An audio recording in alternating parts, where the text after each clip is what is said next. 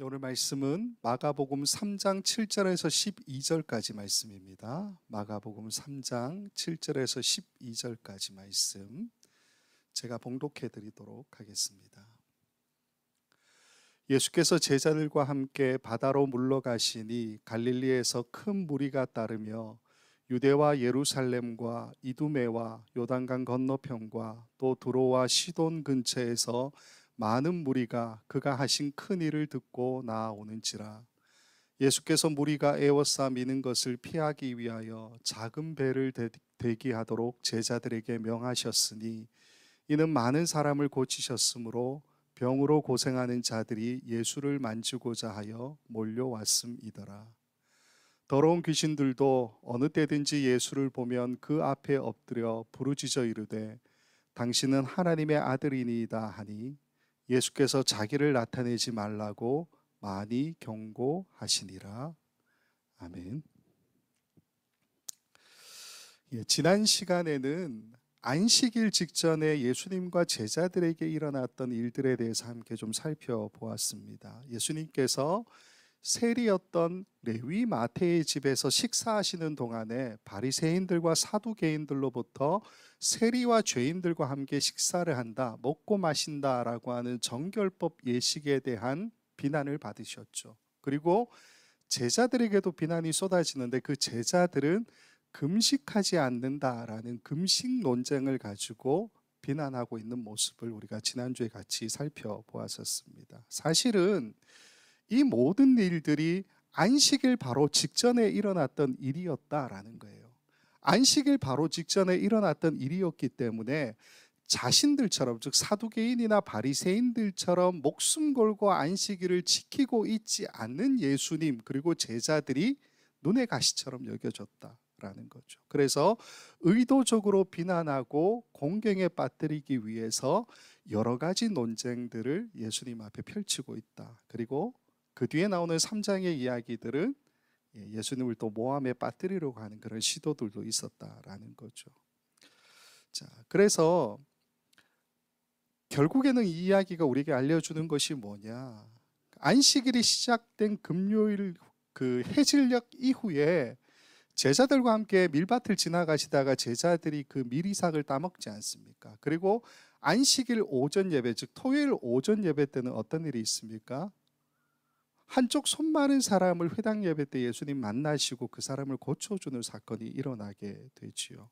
그러니까 모든 사건들 자체가 마음에 들지 않는 예수님과 제자들을 공경에 빠뜨리려고 하는 그들의 의도인데, 예수님은 그들의 의도를 아시고서도 전혀 동요함 없이 자신이 해야 될 일들을 묵묵하게 감당하셨다라는 겁니다. 이게 마가복음에서 어떻게 이야기하느냐? 예수님께서 안식일의 주인이시기 때문에 이 모든 일들이 가능했다, 그렇게 이야기하고 있죠. 즉 예수님께서는 새로운 포도주이시기 때문에, 즉 낡은 관습과 관점에 얽매이시는 분이 아니시기 때문에 새로운 관점과 새로운 관습으로 사시는 분, 즉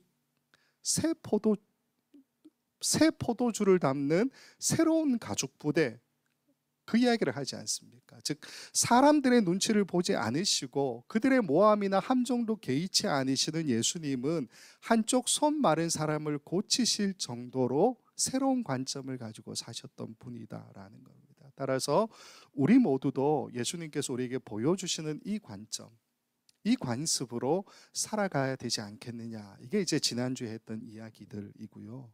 오늘 이야기는 제가 예전에 이제 마가복음을 나누는 여러 기준에 대해서 말씀을 드렸었는데, 이제 가장 최근에 말씀을 드렸던 걸로 이야기하면 마가복음을 전체 세 단락으로 나눌 수 있다고 얘기했습니다. 그 중에 첫 번째 단락에 큰 단락이 있는데, 이 가운데 작은 첫 번째 단락, 작은 첫 번째 단락이 끝나는 시점이 바로 오늘 본문인 3장 12절이라고 말씀을 드렸어요. 즉 이제 한 텀이 끝나는 거예요. 이야기의 한 텀이 끝나는 이 시점에서 1장부터 3장까지 이야기하고 있는 예수님의 행적들을 정리하고 있는 내용이 오늘 본문의 이야기다라고 생각하시면 됩니다. 그래서 WBC 같은 그 주석 같은 경우에는 어떻게 이야기하느냐, 이 단락의 소제목을 예수의 치유 사역에 대한 요약이라고 하는 소제목을 가지고서 이야기를 이어가는 것을 보게 됩니다. 자, 그러면 이 작은 첫 번째 단락 3장 12절까지의 이 이야기가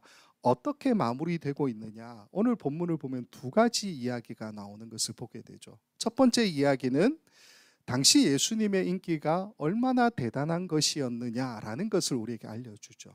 두 번째는 더러운 귀신들도 예수님이 하나님의 아들이다라고 인정했다라는 이야기를 해주고 있다라는 겁니다. 자, 그러면 첫 번째 이야기부터 같이 한번 살펴보도록 하겠습니다. 첫 번째 이야기, 당시 예수님의 인기가 얼마나 대단했느냐, 여기에 대해서 같이 살펴볼 건데, 오늘 본문 이제 3장 7절이 이렇게 시작하고 있는 것을 보게 되죠.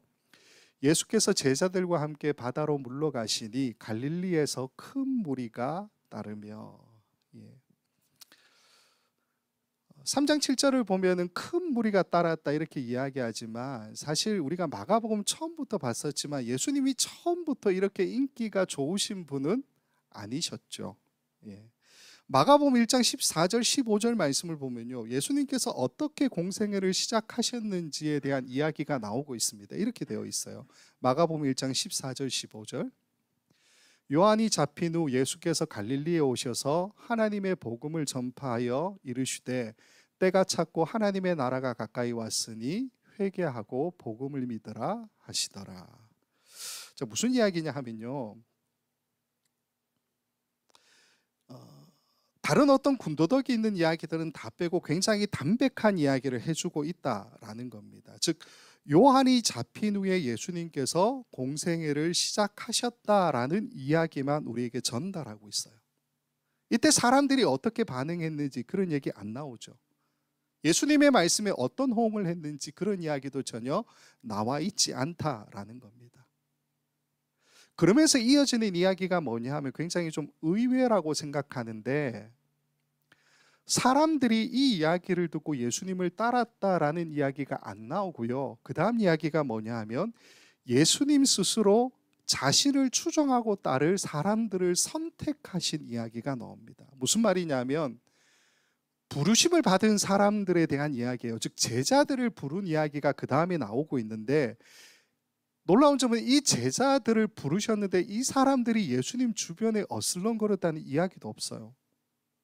예수님 가는 곳마다 따라다녔다라는 이야기도 전혀 나오지 않는다라는 겁니다. 그냥 예수님께서 갈릴리 호수를 지나가시다가 봐요.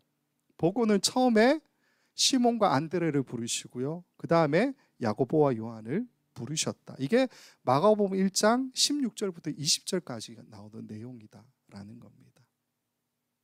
그러니까 인기가 처음부터 없으셨어요. 제자를 선택하시는 것도 따라다니는 사람들 중에 선택한 게 아니고 예수님 지나가시다가 사람들을 선택했다고요. 그 이후에 어떻게 됐느냐, 제자들을 부르신 이후에는 조금씩 유명세를 타기 시작하는 것을 보게 됩니다. 시기적으로 보면 가버나움 안식일 회당 예배 때 더러운 귀신 들린 사람을 고치시죠. 그 사건 이후에 예수님이 조금 더 인기 있는 사람이 되죠. 마가복음 1장 27절 28절을 보면 이렇게 되어 있습니다. 다 놀라 서로 물으리되 이는 어찌미냐, 권위 있는 새 교훈이로다. 더러운 귀신들에게 명한즉 순종하는도다 하더라. 예수의 소문이 곧 온 갈릴리 사방에 퍼지더라. 소문이 퍼지죠. 그래서 회당에서 나온 이후에 예수님께서 시몬과 이제 안드레의 집으로 가시는데, 거기서 시몬의 장모의 병을 고쳐 주시게 되죠. 이때는 더 많은 사람들에게 소문이 나고 몰려왔다 이렇게 이야기합니다. 1장 32절 33절에 이렇게 되어 있습니다. 저물어 회실 때에 모든 병자와 귀신 들린 자를 예수께 데려오니 온 동네가 그 문 앞에 모였더라. 보시면 점점 확장되어 가는 것을 보게 돼요. 점점 확장이 되죠. 근데 이 다음 행보는 굉장히 의외입니다. 무슨 말이냐면 예수님께서 이 모든 인기와 사람들의 필요를 다 뿌리치시고 오히려 가까운 다른 마을로 내가 가야 되겠다라고 말씀하세요. 마치 예수님 자신이 유명해지거나 사람들이 몰려오는 것이 불편하다고 생각되어질 만큼 예수님이 그 자리를 피하셨다라는 거죠. 근데 예수님께서 그렇게 자리를 피하시고 다른 마을에 가시는데 그 마을에서도 전도도 하시고 귀신들도 내어 쫓게 되시죠. 그랬더니 더 많은 사람들이 몰려오게 됩니다. 나병 환자를 깨끗게 하실 때는 감당할 수 없는 사람들이 몰려왔다, 그렇게 이야기해요. 마가복음 1장 45절을 보면 이렇게 되어 있습니다. 그러나 그 사람이 나가서 이 일을 많이 전파하여 널리 퍼지게 하니 그러므로 예수께서 다시는 드러나게 동네에 들어가지 못하시고 오직 바깥 한적한 곳에 계셨으나 갈릴리 사방에서 사람들이 그에게로 나아오더라. 아까는 동네였잖아요. 지금은 갈릴리 사방에서 사람들이 예수님께로 나아왔다라는 겁니다. 2장으로 넘어가면 예수님께서 자신의 거처가 있는 가버나움으로 가시게 되는데 거기서도 너무 많은 사람들이 몰려오죠. 2장 2절에 이렇게 되어 있습니다.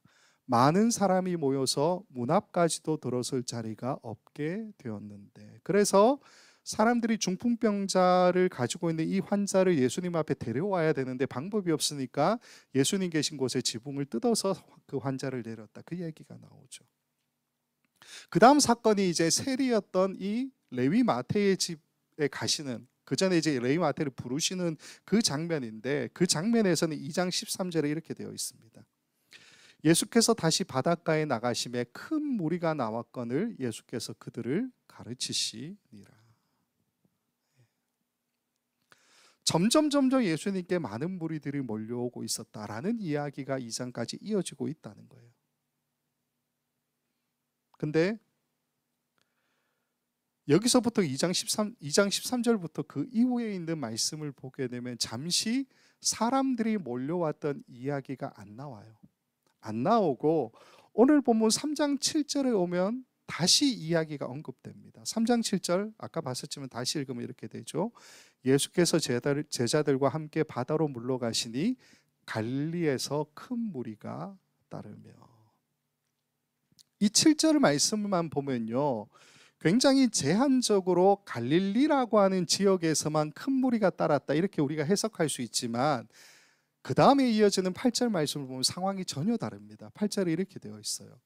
유대와 예루살렘과 이두메와 요단강 건너편과 또 두로와 시돈 근처에서 많은 무리가 그가 하신 큰 일을 듣고 나아오는지라. 이 8절 말씀을 보면 여러 지명이 나오는 것을 보게 되죠. 이곳들에서 사람들이 예수님께로 몰려왔다라는 것을 좀 살펴보면요, 유대와 예루살렘이 이스라엘의 수도 아닙니까? 어쨌건 그러니까 남부 유대 지역, 그 지역에서도 사람들이 몰려왔다라는 거죠. 2장까지는 갈릴리였잖아요. 북부 지역 중심으로. 근데 이제 남부 유대 지역을 중심으로도 사람들이 몰려왔다, 그 얘기를 하죠. 요단강 건너편 이렇게 나오죠. 요단강 건너편은 뭡니까? 우리가 이제 그 구약의 말씀 민수기나 이 말씀을 보게 되면 우리가 알게 되지만 요단강 건너편은 요단강 동편을 이야기하고 있죠. 지금의 이스라엘의 동부 쪽 그 지역을 이야기하고 요르단 땅, 서쪽에 속한 요르단 땅, 그렇게 우리가 이해하면 됩니다. 이두메가 나오죠.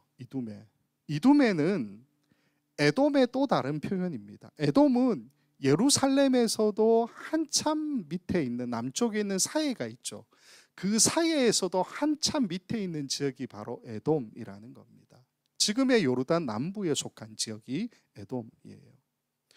두로와 시돈이라는 지명이 나오는데, 두로와 시돈은 북쪽 갈릴리 호수를 생각해 보면 여기에서 서쪽에 있는 해안을 이야기합니다. 여러분 보신 이쪽이겠죠. 서쪽에 있는 해안 지역, 그 지역을 이야기하는데 북서쪽 해안 지역입니다. 그래서 갈릴리 호수를 기준으로 하면 두로가 조금 가까운 쪽에 위치해 있고요, 시돈은 그보다 더 북쪽에 있는 지역을 이야기해요. 그래서 지금의 시돈은 레바논에 속한 땅으로 그렇게 이해하시면 된다라는 겁니다. 자, 여기 나온 지명을 좀 설명해 드렸는데, 예수님께서 지금 활동하고 있는 지역은 북부 갈릴리 지역이죠. 아직까지 예수님 여기를 벗어나지 않고 있다라는 겁니다. 그러나 예수님에 대한 소문이 어떻게 됩니까? 처음에는 아무도 관심을 갖지 않았고요, 제자들을 예수님 직접 선택하셨고, 그 다음에는 한 동네에서 예수님이 유명해지셨죠. 그 다음에는 점점 확장되어서 북부 갈릴리 지역 전체에서 사람들이 몰려왔다, 그렇게 이야기하잖아요. 근데 3장 8절 말씀을 보면 어떻게 이야기합니까? 이제는 남쪽인 예루살렘에 있는 남유다 지역도, 그보다 더 밑에 있는 에돔이라고 하는 그 지역도, 요단의 동편 지역도, 그리고 북서쪽에 있는 두로와 시돈의 지역에서도 사람들이 몰려왔다. 그렇게 이야기하고 있다라는 겁니다. 이 사람들이 굉장히 많았어요. 그래서 3장 9절 말씀을 보면 이렇게 기록하고 있습니다. 예수께서 무리가 애워싸 미는 것을 피하기 위하여 작은 배를 대기하도록 제자들에게 명하셨으니, 이리저리 사람들이 밀치기 때문에 무언가 큰일이 일어날 것 같다라고 생각하셨던 것 같습니다. 그래서 제자들에게 작은 배를 부탁하시게 되죠. 여기가 지금 바닷가이기 때문에 예수님께서 배를 타고 물가로 가시고 바다로 가시고, 호수죠, 호수로 가시고 사람들은 해변에 있도록 그렇게 하신 것이 아닌가 추측할 수가 있다라는 겁니다. 자, 그러면 이쯤에서 이런 질문을 같이 한번 던질 필요가 있습니다. 왜 이렇게 전국 사방, 즉 이방의 땅에서까지 사람들이 몰려와서 예수님을 애워싸고 있을까요? 도대체 어떤 이유 때문에, 무엇 때문에 예수님의 인기가 갑자기 이렇게 급상승할 수밖에 없었느냐라는 거죠. 그 이유가 10절에 나옵니다. 3장 10절 이렇게 됩니다. 이는 많은 사람을 고치셨으므로 병으로 고생하는 자들이 예수를 만지고자 하여 몰려왔음이더라. 몰려온 사람들의 목적을 우리가 이해할 수가 있죠. 자, 여기까지 보고요. 일단 두 번째로 한번 넘어가 봅시다. 두 번째로 나오는 이야기는 더러운 귀신들이 예수님을 보고 하나님의 아들이라고 인정했다라는 이야기이죠. 짧게 두 구절로 이렇게 나와 있습니다. 3장 11절 12절. 더러운 귀신들도 어느 때든지 예수를 보면 그 앞에 엎드려 부르짖어 이르되 당신은 하나님의 아들이니이다 하니 예수께서 자기를 나타내지 말라고 많이 경고하시니라. 자, 우선 이 더러운 귀신이라고 하는 것을 성경에서 좀 검색해 보면요, 신약의 복음서 안에서 검색해 보면 우리 한글 성경 기준으로 마태복음에 13번, 마가복음에 11번, 누가복음에 6번이 나옵니다. 근데 독특하게 요한복음에서는 더러운 귀신이라는 단어가 나오지 않아요. 이게 우리가 무엇을 이야기하느냐, 즉 우리가 공관복음이라고 부르는 마태, 마가, 누가복음에서는 공통적으로 더러운 귀신에 대한 이야기가 여러 번 언급되어 있다라는 거예요. 즉 이 말은 우리가 추측해 보면 이런 거예요. 적어도 공관복음은 더러운 귀신을 내쫓는 예수님의 이 사역이 예수님에게 중요한 한 부분이었다라는 것을 알려주고 있다라는 거죠. 우리의 시각으로 지금 이 더러운 귀신이 뭐냐, 우리가 규명할 수 없습니다. 어떤 분들은 이게 뭐 정신적인 질환이다 이렇게 해석하는 분들도 있지만 우리가 그게 중요하지 않아요. 더러운 귀신이라고 하는 이 개념을 우리는 어떤 악함의 영향력, 악의 세력들 이렇게 볼 수 있지 않습니까? 근데 그 세력들을 축출하시고 쫓아내시고 사람들을 자유롭게 하는 그 일, 그 사역을 예수님은 중요하게 생각하셨다. 이게 중요하다는 거예요. 예수님 사역의 한 축으로 감당하셨을 만큼 이 사역을 많이 하셨다라는 거예요. 그래서 우리가 본 마가복음 1장 34절을 보면 대표적인 말씀인데 이렇게 되어 있습니다. 예수께서 각종 병이 많이 든 사람을 고치시며 많은 귀신을 내쫓으시되 이렇게 나와 있어요. 예수님의 사역이 병고침과 귀신을 쫓아내는 이 두 가지의 사역으로 규명되는 것처럼 이야기하고 있다라는 겁니다. 자, 예수님께서 이렇게 더러운 귀신들로부터 사람들을 자유롭게 하는 이 사역의 중요성을 아시고 사람들을 치유하시는 것에 온 마음을 쏟으셨지만 경계하신 것이 하나 있죠. 그게 뭡니까? 아까 본 말씀을 보면은 더러운 귀신의 입을 통해서 예수가 하나님의 아들이다라고 하는 것이 드러나는 것을 분명하게 경계하시고 경고하고 계셨다라는 겁니다. 근데 이 말씀은 마가복음 1장에도 나오죠. 1장 34절 뒷부분에 이렇게 되어 있습니다. 귀신이 자기를 알므로 그 말하는 것을 허락하지 아니하시니라. 정리하면요, 우리는 오늘 두 가지의 사건을 통해서 첫 번째 텀, 즉 작은 첫 번째 단락에서 예수님의 사역을 정리하고 있는 겁니다. 이렇게 정리할 수 있을 것 같아요. 예수님이 하셨던 그 모든 사역들은 굉장히 사람들에게 매력이 있었고 또 필요했다, 그렇게 이야기할 수 있죠. 그러나 예수님은 그 사역들을 통해서 사람들이 자신에게로 몰려오는 것들은 분명하게 경계하셨던 것 같습니다. 그래서 모든 인기를 버려두시고 다른 마을로 피신하는 모습까지 보여주시죠. 물론 마가복음은 그 이유를 다른 마을에서도 전도하기 위함이다라고 밝혀주고 있지요. 우리가 이 모든 사건들을 통해 알 수 있는 건 뭐냐면, 예수님은 인기에 연연하시는 분이 아니라 자신의 사역을 그냥 묵묵히 걸어가시는 분. 어떻게 표현하기 하면 좋으냐면은 목적 지향적으로 분명하게 걸어가시는 분이었다라고 이야기할 수가 있다라는 겁니다. 그러나 그 목적 때문에 사람들을 외면하지도 않으셨다는 거예요. 그 이유가 무엇이든지 간에. 때로는 예수님 이용해서 자신의 병이 낫는 것에만 모든 목적이 있다 할지라도 예수님은 그들을 외면하지 않고 치유하셨다라는 거예요. 심지어는 더러운 귀신에 들린 사람들도 자유롭게 하셨죠. 그러나 더러운 귀신의 입을 통해서 예수님 자신이 되는 것에 대해서는 분명하게 경계하시는 모습을 우리는 말씀에서 보게 된다라는 거예요. 자, 그러면 왜 예수님께서 더러운 귀신들의 입을 막으셨을까라는 겁니다.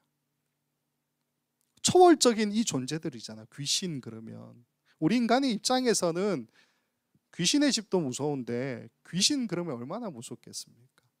근데 이 귀신들의 입을 통해서 예수님의 권위가 더 드러난다면, 지금 남부 유대 두로와 시돈, 저 밑에 에돔 그런 이야기가 아니고요, 로마 사회 전체에서 예수님께 몰려오는 거 아니겠습니까? 그 정도 될 수 있잖아요.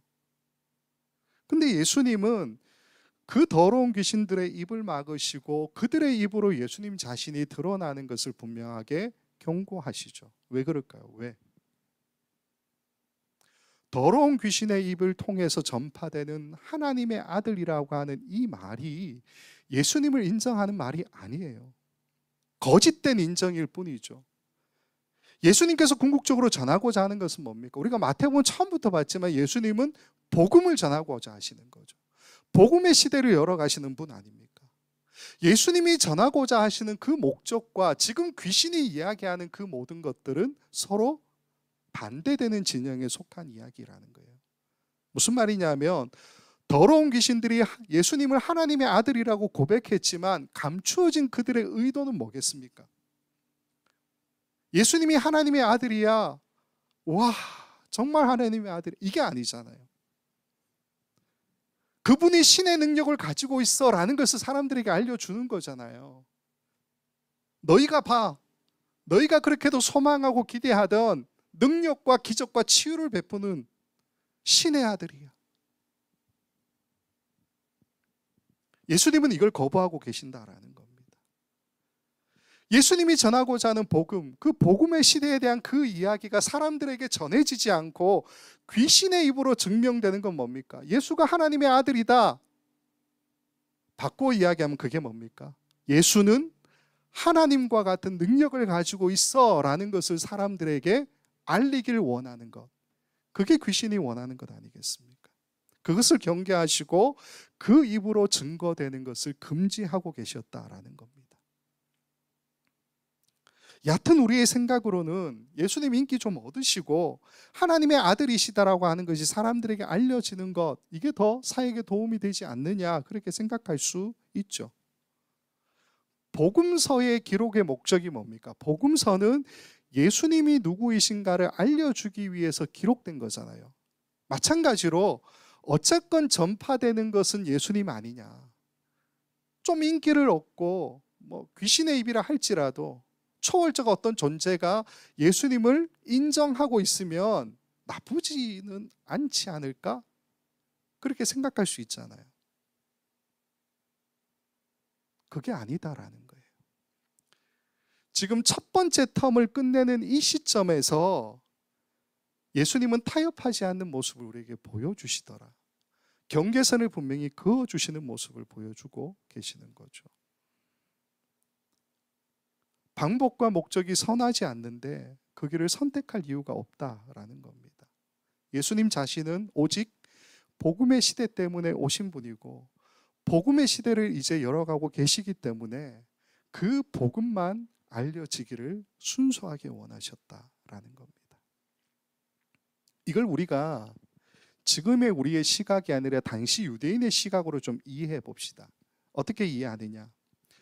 600년간 나라가 망하고 600년간 지금 시간이 그냥 지났죠.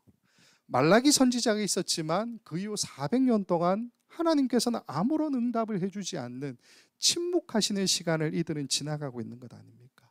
물론 마카비 혁명이 있었고 하스모니아 왕조가 세워졌어요. 그러나 채 100년을 채우기도 전에 나라가 로마에 멸망당하게 되죠. 마카비 혁명 성공하고 하스모니아 왕조 세워졌을 때 사람들이 어떻게 생각했을까요? 다윗의 왕조가 부활했다, 그렇게 생각했었습니다. 그러나 그 모든 것들도 다 무너졌다라는 거예요. 그리고 지금 예수님 오시지 않습니까? 참혹한 상황 속에 처해 있는 이들에게, 로마하고 헤롯이라고 하는 이중압제 속에 살아가고 있는 이들에게 사실은 이 지나온 모든 시간들 속에서 내가 메시아다라고 했던 사람들이 얼마나 많이 지나갔겠느냐라는 거예요. 역사적으로도 자료를 살펴보면 많은 메시아들이 지나갔습니다. 그러나 스스로 자신을 메시아라고 이야기했던 이 모든 사람들이 실패했죠. 근데 그 실패가 그 한 사람의 실패가 아니라 유대 사회 전체의 실패로 그들은 수용해야만 했던 것 아니겠습니까? 세례 요한도 엄청난 센세이션을 일으킨 사람이었지만 결국 헤롯에 의해서 목이 잘리는 운명에 처해지지 않습니까? 이러한 실패들이 하나님에 대한 이 유대인들, 하나님의 백성들이잖아요. 이스라엘 백성들. 이 유대인들로 하여금 하나님에 대한 기대를 땅에 떨어뜨리게 하는 그 모든 상황에서 예수님이 오셨다라는 겁니다. 근데 그 예수님이 사람들의 병을 낫게 하고 귀신을 쫓아내요. 가는 곳마다 놀라운 일들을 일으키셨다라는 겁니다. 아마도 이번에는 진짜 메시아가 아닐까라고 사람들은 기대하지 않았을까요? 벌떼같이 그래서 사람들이 몰려들었고 심지어는 이방의 땅에서조차 남쪽으로 북쪽으로 동쪽으로 사람들이 몰려왔다라고 기록하고 있죠. 더러운 귀신의 입을 통해서도 하나님의 아들이다라고 하는 인정이 나타났다고 성경은 기록하고 있지 않습니까? 그런데 예수님은 병 고치는 이 사역을 통해서 자신의 능력이 드러나고 사람들의 추종과 인기를 얻게 되는 그 모든 것들을 경계하셨다라는 거예요. 더러운 귀신의 입을 통해서 자신이 하나님의 아들이다라고 인정받는 것도 거부하셨다라는 겁니다. 그냥 묵묵히 자신의 사역을 감당하시고 경계하시죠.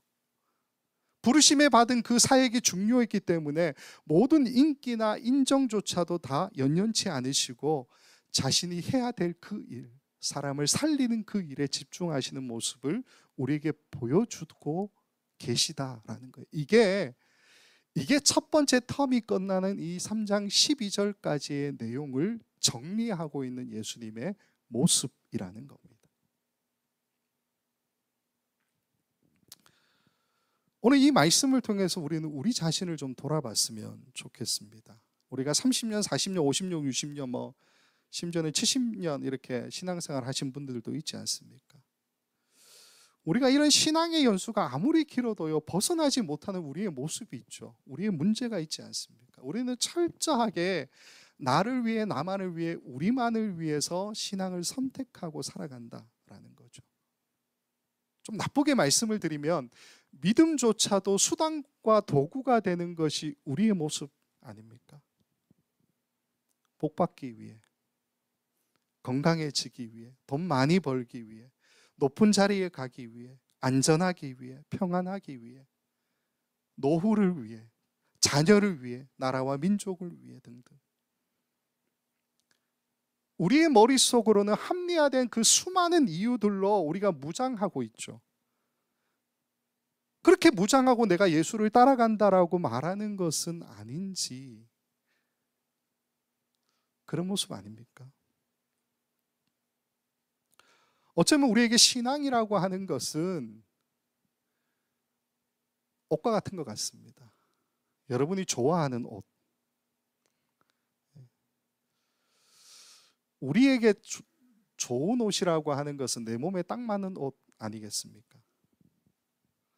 너무나도 익숙한 이러한 옷들이 벗어버리기가 너무 엄두에 나지 않는 것 아닐까요? 내 삶에 어떤 자극도 없고 변화도 없고 노력과 도전과 희생도 없는데 원래부터 나는 이렇게 신앙생활했어. 모태 때부터 신앙생활했기 때문에 여전히 나는 이 옷을 입고 있는 것이 자연스러워라고 생각하지 않습니까? 근데 이런 모습은 본문 안에서는 바리새인들과 사두개인들의 모습이죠. 우리가 잊지 말아야 될 사실은 뭐냐면요. 지금 이 시간도요. 여러분이 흘러가고 있는 지금 2024년 12월의 이 시간도 이제 곧 오게 되는 2025년의 그 시간도 예수님께서 시작하신 복음의 시대의 연장선이라는 거예요. 우리가 아무리 발버둥 쳐도 우리가 살아가는 이 시대는 예수님께서 열어놓으신 복음의 시대 선상에 존재한다라는 겁니다. 이 복음의 시대를 우리는 거부할 수 없다라는 거예요.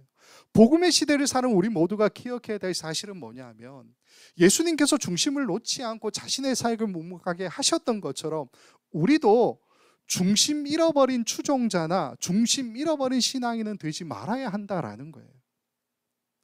사람들의 인기, 어떤 초월적인 존재들의 인정, 이게 중요하지 않다는 거예요. 기도에서 우리가 응답되어지고 하늘에서 금가루가 떨어지는 것이 중요한 게 아니고요. 모든 것이 다 사라질 안개와 같기 때문에 오늘 피었다가 내일 곧 져버릴 꽃과 같기 때문에 우리에게 중요한 건 뭡니까? 내가 지금 발을 딛고 살아가고 있는 지금 이 시대가 복음의 시대라고 하는 그 사실이라는 거예요. 오늘이 2024년의 마지막 금요 기도회입니다. 우리는 이 한 해를 마무리하는 시점에 있고요. 새로운 한 해를 또 준비하고 있는 시점에 있죠. 혹시 지난 한 해를 돌아보실 때 너무 우리는 주저하고 우리 주변을 돌아보느라 예수님이 사셨던 것처럼 중심을 잃어버리지 않는 그 삶이 아니라 흔들리는 삶을 살아온 것은 아닌지 돌아봤으면 좋겠습니다. 너무 내가 타협한 것은 아닌지, 때로는 이해라는 명목으로 많은 일들을 내가 눈감아 버린 것은 아닌지 우리 자신을 다시 한번 살펴봤으면 좋겠습니다. 예수님 오늘 말씀에서 사람들의 인기도 초월적인 어떤 존재들의 인정도 다 뿌리치시고 의도하신 그 목적과 방향으로만 나아가시는 모습을 우리에게 보여주고 계시죠. 그 고집스러움, 그 밀어나신 그 모습이 우리의 2025년의 모습이 되었으면 좋겠습니다. 그래서 오직 하나님 나라를 위해, 복음의 시대를 위해서 예수님처럼 좌우를 돌아보지 마시고 우리에게 주어진 이 길을 내가 끝까지 걸어가겠노라. 그래서 마지막에는 주님께 드릴 기쁨의 열매, 구원의 열매를 가득 안고 주님 다시 만나게 되리라.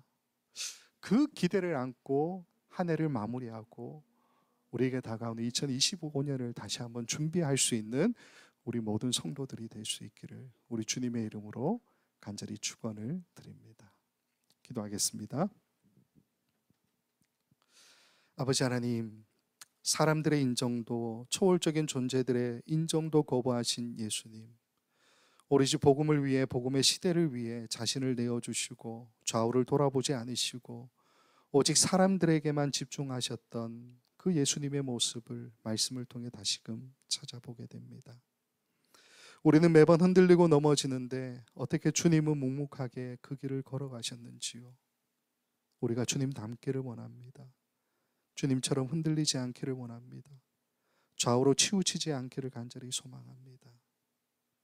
간절히 바라기는 주님께서 열어가신 그 복음의 시대를 지금 우리도 걷고 있습니다. 하나님, 우리를 단단히 붙들어 주셔서 모든 유혹 속에서도 중심을 잃지 않는 우리 모두가 되게 하여 주시옵소서. 혼자서 갈 수 없기 때문에 우리 성도들, 우리 공동체를 우리들에게 붙여주셨음을 믿습니다. 함께 이 믿음의 길을 걸어가는 우리 모두가 되게 하셔서 이 땅에 하나님의 뜻과 공의를 세우게 허락하여 주시옵소서. 이 안에 부족한 우리를 이끌어 주신 하나님, 다가오는 2025년에는 더욱더 이 복음의 시대에 합당한 우리 모두가 될 수 있도록 허락하여 주시옵소서. 감사하고 예수님의 이름으로 기도하옵나이다. 아멘.